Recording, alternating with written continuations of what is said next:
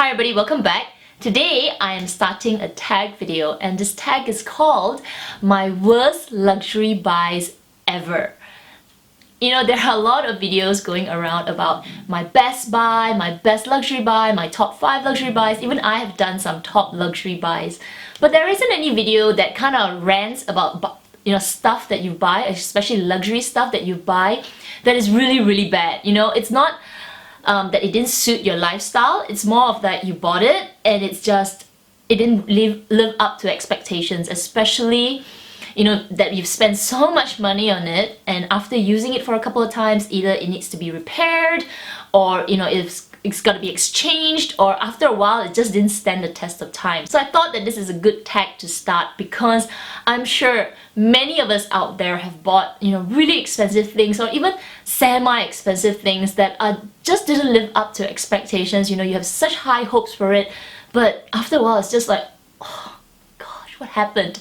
So yeah, if you're a YouTuber out there, I will tag some people at the end of this video, and I hope you do this video as well. And it's good for all of us, especially in the luxury community, to share our experiences and to kind of like, hey, watch out for this because this happened to me, and you're like, okay, should I buy it or should I not buy it? Because it's really good information for all of us out there. So I've got 5 categories, and in each of these categories, it's up to you if you want to pick the worst of the worst buy, or you can put a couple of items in each category, and I'll leave it up to you. So for me, I do have an item for each of the categories, almost. I do have one which I'm kind of like nitpicking, but I will let you know when I get there. So my first category is bags, and for this category, I actually have 2 items. But I'm going to talk about the worst of the worst first. And this is actually my Balenciaga work bag, and I don't actually have it anymore because I threw it away. It was such a bad bag. It could not stand the test of time. So when I got this bag, it is a beautiful tote bag. It fit a lot. I used it a lot for work. And you would think that leather bags, the more you use it, the more it kind of like toughens up, softens, and it just becomes more, lasting. Not for the Balenciaga work bag.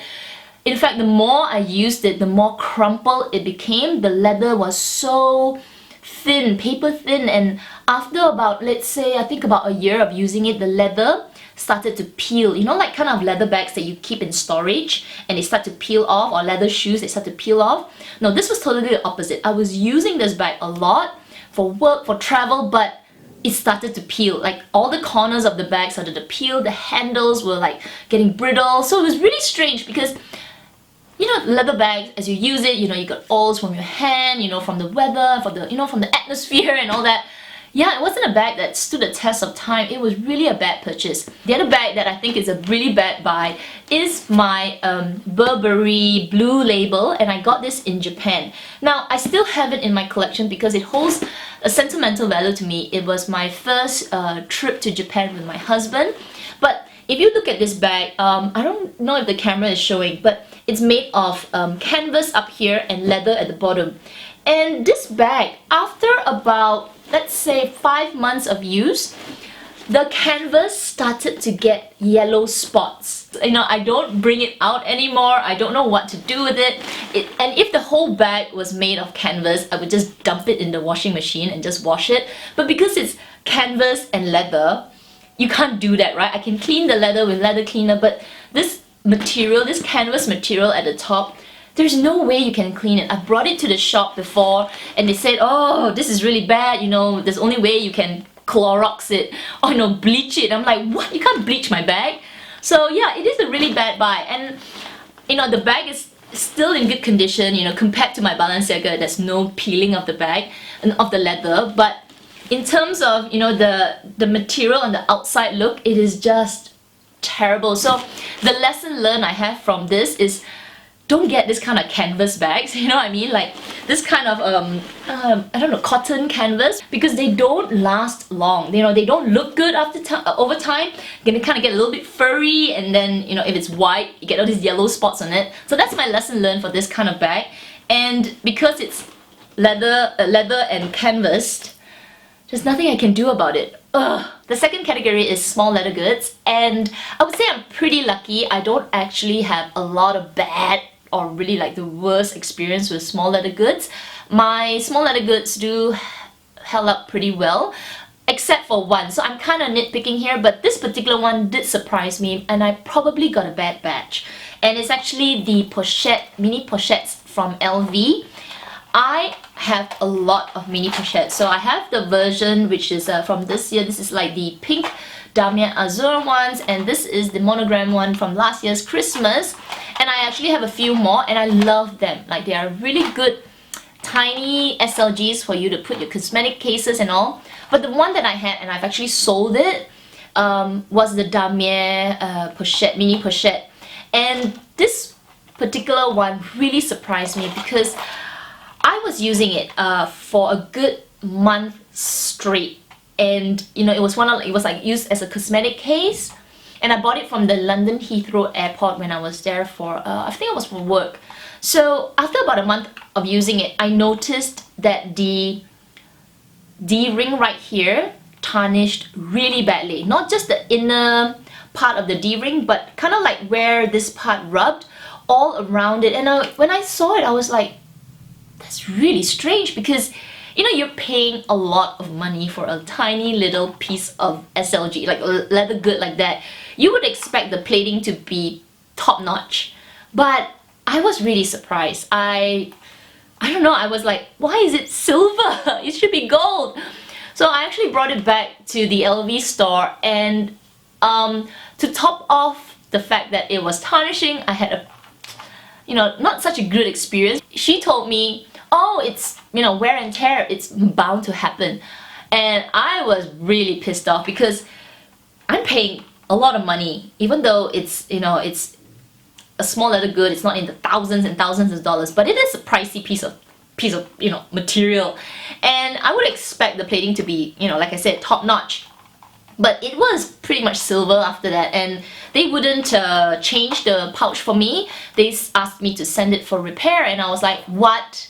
This thing is brand new, and you're asking me to send for a repair for another 2 to 3 months. So I was really not happy with that. I put it up for sale, and I actually told the girl, I said, hey, you know, this is like silver. She's like, oh, it's fine. I don't really care. And I'm like, okay, fine. If you want it, go ahead. So I'm really lucky I managed to sell it, but that was a bad buy for me. And I do think possibly it was a bad batch, because my other small leather goods didn't go through that. But yeah, that was a pretty bad buy. If you do get a pochette, mini pochette, do watch out for this kind of tarnishing. If you do pick it up pretty early, do go back to the store, and hopefully it's still under warranty, or you know, it's still changeable. At least then you don't have to go through like a silver D-ring. The third category is shoes, and for me, I don't actually have an extensive collection of luxury shoes. I started my collection of luxury shoes recently because, you know, after watching a lot of YouTube and following a lot of luxury YouTubers, you do get influenced. You know, you can't help it. You know, you see them rave about a particular shoe, and you're like, I think I'll look good in that as well. It might be comfortable, especially, you know, they say, oh, it's so comfortable, you know, you can walk whole day with it, and you're like, if they can walk all day with it, I need it. So this particular pair, I was really influenced. I actually bought it because I was watching some YouTuber, and she was saying that these shoes are so comfortable, and they are the Valentino Rockstud Ballerina Flats. I got this particular pair from Monte Carlo when I was there a couple of years ago, and when I got it, when you first put your foot in the shoe, you're like, oh, it's a little bit stiff, and you're like, oh, okay, leather shoes, you know, you break into it, you'll get softer over time. But oh my gosh, till today, it's 2 years later, I have not softened the shoe. The back of the shoe, where your heel is, it kind of like curves around my heel, and because it's so stiff and hard, when I walk, my heel keeps rubbing on it, and I get blisters. It hurts like nobody's business, and I've tried everything. I've worn these shoes in the house with triple socks to like kind of like soften the leather, and I've stepped on the heel, you know, like, you know, you step on the shoe, you're like pressing the heel, and I've done everything to make this shoe super soft, but my feet just doesn't go with it, you know. It just, it's the most uncomfortable pair of shoes ever. So I don't know if it's because I picked it in this metallic bronzy leather, so it's stiffer, but it's been 2 years, so it's still in my cupboard. I am still doing my best to soften it. When I remember, when I open my cupboard, oh, those shoes, I'll take it out, I'll wear like 3 pairs of really thick socks, and I'll be stomping around the house. I'll be like, tuk, tuk, tuk, tuk, and I'll be, taking my feet up, pressing the heel, and it has kind of softened, but because it has studs outside, you can't actually really put your foot on the stud, you know what I mean? So you're like pressing it. Yeah, I don't know what's wrong with that pair of shoes. It could be the leather. It could, maybe I should try a different leather. But I'm not sure if I want to spend that kind of money on another pair of shoes and go through the experience, you know what I mean? So to me, the Valentino Rock Stud ballerina flats is a really bad buy. Like, I'm staying away from those flats. The 4th category is makeup or skincare. And when you spend a lot on bags, makeup and skincare, the amount doesn't seem so much. But if you think about it, some makeup and some skincare is really up there in price. And for me, one of it didn't work out for me after, I would say, about 3 or 4 months of use, is the Sualsu Concentrate Ginseng Renewing Cream. I am still trying to finish this because this little jar here was a few $100s, so it was really expensive. And when I first got it, I loved it. I really love it. The smell, it smells so good. I love ginseng. I even did a video about it. But the problem is, and I think I also mentioned it in my earlier video, is that because it's such a thick cream, and I live in such a humid weather country, you don't know if it's too thick for the skin. And I did notice that I could only use it at night because it is very rich. But this thing, after I've used about half of it so far and on for my face, but I started to get a lot of spots on my face here and around my nose and my chin, and I was wondering whether this was the one that was too heavy for my skin. So I'm really sad that this didn't work out for me, but I was surprised of how spotty I got. I've used thicker creams, like I've used the La Mer cream. I got a little jar and I've used it. I'm also using the La Prairie, one of the crystal creams, and I don't get really like weird spots. Like they kind of like whiteheads around my chin, right here, around my jawline, around my nose and all that. So I kind of stopped using this. What I do now to kind of finish it is to use it around my décolletage, my neck, and just trying to finish it. I like put it on my elbow and all. It's like really expensive elbow cream. But yeah, I would say this is kind of like a bad buy. My 5th and final category is any other luxury item. So it could be luxury clothing or luxury accessories, luxury watches, anything that you spend a lot of money on and you expected it to perform like the best, but it turned out to be like totally not. So for me, I don't have any luxury clothing, but I do have luxury accessories. And for me, the one that does not perform up to standard was my Tiffany & Co. horseshoe necklace. I actually don't know where is it anymore. After a few rounds of repair, I just like gave up on it and I put it somewhere in the house. So I will just put a picture up here. But I do have something similar. And this is one necklace that I got from, I don't know, some random shop, right? So as you can see, the necklace is connected to the horseshoe. It's kind of like attached to the horseshoe, and this Tiffany necklace is exactly the same. What happened was I bought it, where did I get it from? I think I got it from the States, and I was using it like a lot, almost daily, and I'll take it out, I'll change it, and it was a beautiful necklace. It kind of like reached up to here, and I don't know, one day I was walking, I think after about 6 or 7 months of using it, one day I was walking in the mall and I was like, oh, and then you could feel like something like just moving, not comfortably on your neck. And what happened was the chain detached itself from the horseshoe where it joined, that it just snapped off by itself. I didn't tug it, I didn't pull it, it was just like, it basically said, I'm worn out, boop, and it popped out. It was lucky I felt something. I was like, oh, I caught it. I was like, what?